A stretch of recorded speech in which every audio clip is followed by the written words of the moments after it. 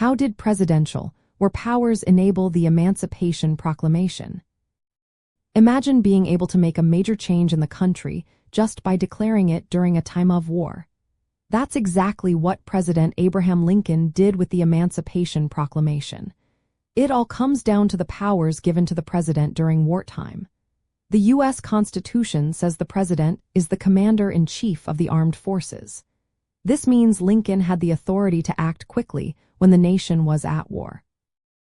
When Congress was not in session or couldn't act fast enough, Lincoln used his war powers to make decisions that affected the entire country. During the Civil War, Lincoln believed his role as commander-in-chief gave him the legal right to take action against slavery in rebel states. He saw the rebellion as a threat to the Union and believed that his war powers allowed him to do what was necessary to win the war. Early on, Lincoln tried to persuade border states still loyal to the Union to free their enslaved people gradually and with compensation. But as the war dragged on, he realized he needed a stronger move. By mid-1862, Lincoln decided to issue an order freeing enslaved people in Confederate-controlled areas. This was a bold step because the main goal of the war was to preserve the Union, not to end slavery. Lincoln justified this move as a military measure, meaning it was necessary to weaken the Confederacy. He argued that freeing enslaved people in rebel states would hurt the Confederacy's economy and military strength. This way, he used his constitutional war powers to act without waiting for Congress to pass laws. The Emancipation Proclamation, issued on January 1, 1863, declared that all enslaved people in states or parts of states still in rebellion were free. It didn't free enslaved people in border states or areas already under Union control.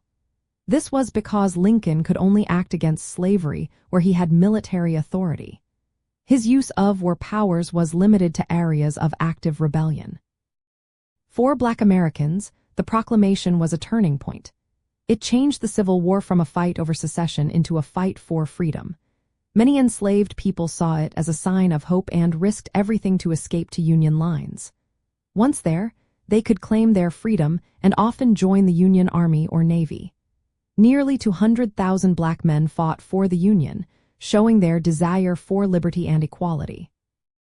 The proclamation also affected international support. It made the abolition of slavery a Union war goal, making it harder for countries like Britain and France to support the Confederacy. This helped keep the South isolated and strengthen the Union's position. While the Emancipation Proclamation didn't end slavery everywhere, it set the stage for the 13th Amendment, which later abolished slavery across the entire country. Lincoln's use of presidential war powers was a strategic move, shaped by the needs of the moment and the pressure from abolitionists and enslaved people seeking freedom. It showed how legal authority during wartime could be used to push forward social change.